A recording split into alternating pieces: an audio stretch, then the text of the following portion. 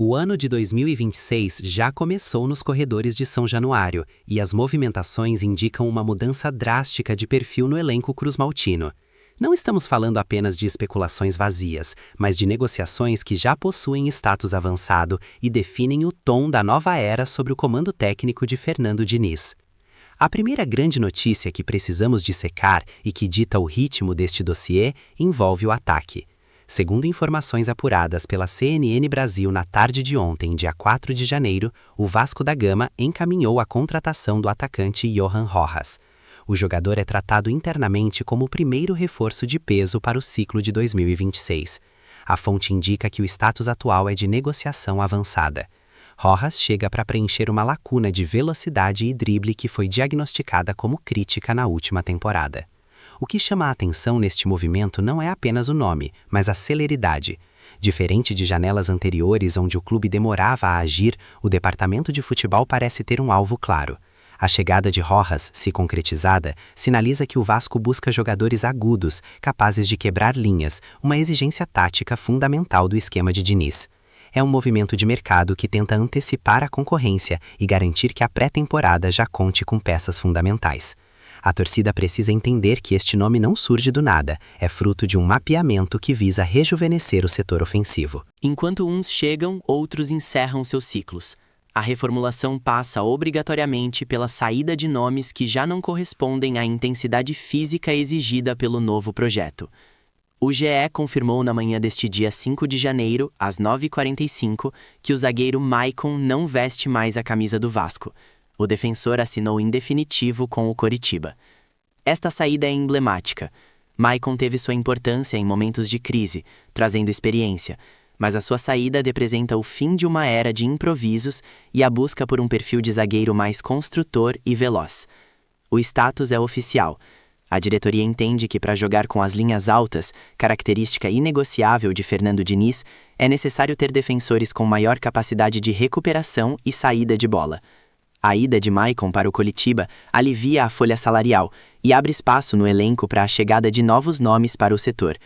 É uma decisão técnica e administrativa, mostrando frieza da gestão em não renovar vínculos por gratidão, mas sim por performance projetada.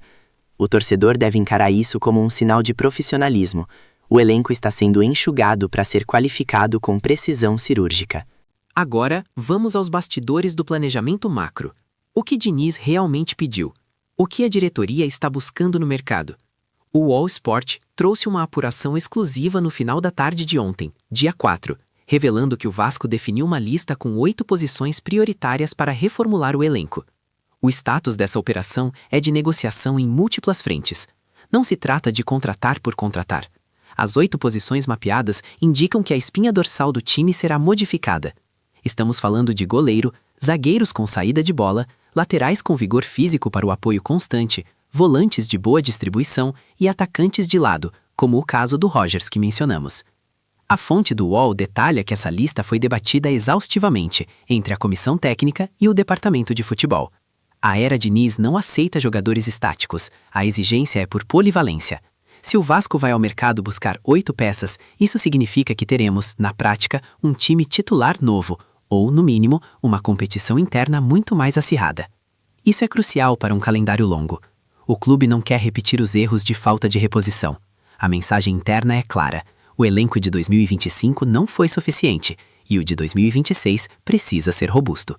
Para sustentar essa reformulação de 8 nomes e contratações como a de Rojas, é preciso falar de dinheiro e estrutura corporativa. Há uma movimentação silenciosa, mas extremamente relevante, nos bastidores da SAF. A ESPN noticiou no dia 3 de janeiro que o empresário Marcos Lamacchia mantém um firme interesse na compra da SAF do Vasco. Embora o status atual seja tratado como rumor de mercado, a homologação judicial recente abriu caminho para que propostas sejam formalizadas. Lamacchia não é um aventureiro, é um nome que traz consigo lastro financeiro e um projeto de gestão. A informação da ESPN aponta que ele monitora a situação jurídica e financeira do clube para dar o bote no momento certo. A torcida precisa separar o campo da mesa de negociação, mas entender que ambos estão interligados. A chegada de um novo investidor com a capacidade de Lamacchia poderia destravar orçamentos maiores, ainda nesta janela ou na do meio do ano. A incerteza sobre o controle da SAF tem sido um freio de mão puxado em São Januário, e a resolução desse impasse, com um nome forte assumindo, é o cenário ideal para garantir que o planejamento de futebol não sofra interrupções por fluxo de caixa. Conectando todos esses pontos, a chegada de Rojas, a saída de Maicon, a lista de 8 reforços e a possível entrada de Lamáquia, o que vemos é um Vasco tentando mudar de prateleira. Taticamente, a saída de um zagueiro lento e a busca por um ponta veloz são os primeiros indícios da implementação do dinizismo em sua forma pura. O treinador precisa de intensidade.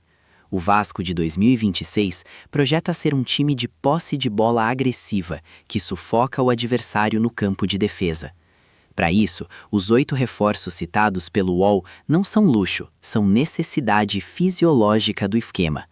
Sem peças de reposição, o estilo de jogo de Diniz colapsa fisicamente na metade da temporada. A diretoria parece ter entendido isso. A projeção é de um primeiro semestre de ajustes duros, onde a torcida precisará ter paciência com o entrosamento, mas com a promessa de um time muito mais competitivo. Se a venda da SAF se concretizar em paralelo, podemos estar diante do ano de virada institucional do clube. O cenário está posto. Temos nomes, temos saídas confirmadas e temos um mapa do tesouro com as posições carentes. O Vasco da Gama entra em 2026 com a ambição de não ser apenas um coadjuvante. As fontes são sérias. CNN, GE, UOL e ESPN desenham um panorama de muito trabalho em São Januário. A negociação com Johan Rojas é o primeiro dominó a cair. A saída de Maicon é a limpeza necessária. A lista de 8 nomes é o dever de casa. E Lamáquia é a esperança de dias mais tranquilos no financeiro. Eu continuarei monitorando cada passo dessas negociações. O mercado é dinâmico e a qualquer momento uma dessas situações pode mudar de status. Por isso, é fundamental que você acompanhe a cobertura diária. A reformulação é real e está acontecendo agora. Inscreva-se para não perder os desdobramentos dessa janela que promete ser histórica. Saudações vascaínas.